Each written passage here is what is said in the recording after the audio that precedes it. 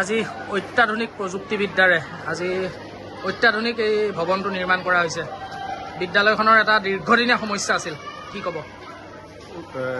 নিশ্চিত NESID উত্তৰ পূৰ্বাঞ্চল উন্নয়ন আন্তঃগাঁথনিৰ প্ৰায় 8 কোটি টকাৰ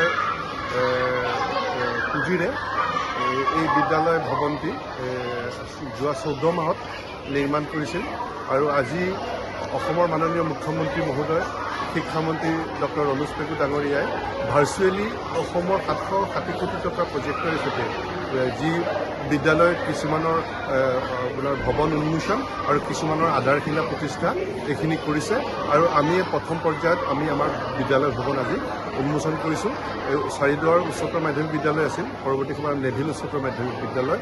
আমি অত্যন্ত সুখী, এটা প্ৰায় 16টা ক্লাছৰুম, আপোনাৰ teachers common room, girls common room, students boys common room, urinal, laboratory, physics, chemistry, বায়'লজিৰ লেবৰেটৰীকে আদি কৰি সমস্ত সা সুবিধাৰে সৈতে এই বিদ্যালয় ভৱনটি নিৰ্মাণ কৰিছে। গতিকে আমি